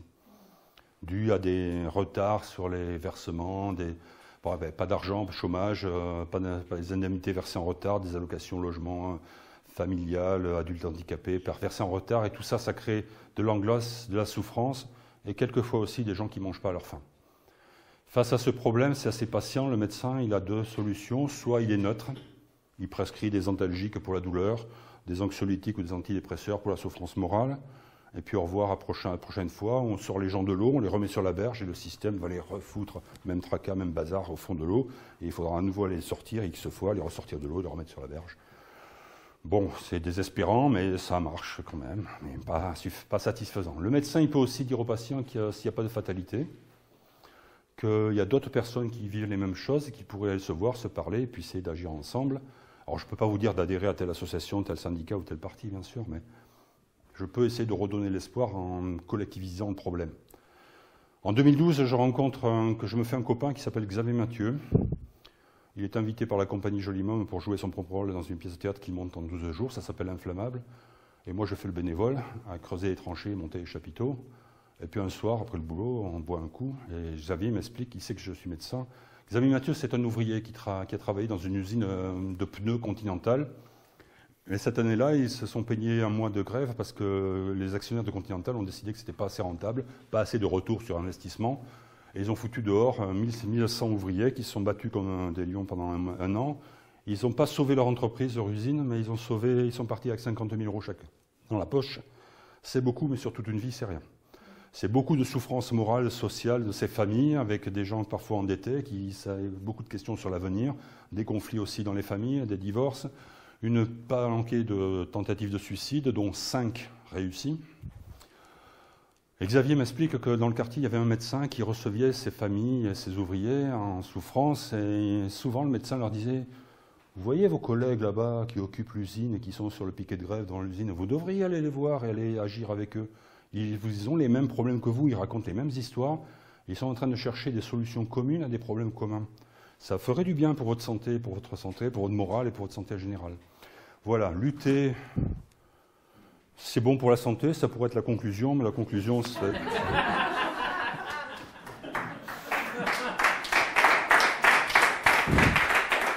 Je suis favorable à la démocratie sanitaire et je n'ai aucune crainte lorsque vous vous réunissez sur un piquet de grève ou sur un rond-point et que vous discutez, vous cherchez des solutions communes à des problèmes communs. La plupart du temps, je suis d'accord avec ce que vous allez trouver parce que j'ai confiance. Et je vais vous saluer de la manière Yosé Cambudo. Les orientaux vous saluent comme ça. Alors c'est pas n'importe quoi, c'est tout fait signe. Je dois, avec mes yeux, regarder le sol. Et surtout pas regarder au-dessus de l'horizon. Si je salue en regardant au-dessus de l'horizon, ça veut dire que je vous vois et que je vous surveille. Et si je vous surveille, ça veut dire que je ne vous fais pas confiance, parce que sinon, je pense que vous pourriez dégainer votre sabre et me fendre le crâne. Et donc, si je vous fais confiance, il faut que je regarde au sol. Et en fait, je vais vous saluer comme ça parce que je nous fais confiance.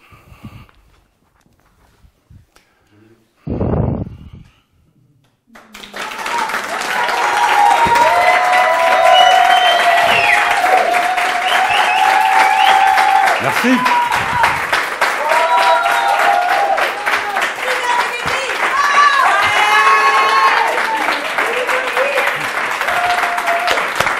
Une heure et demie. Une heure et demie.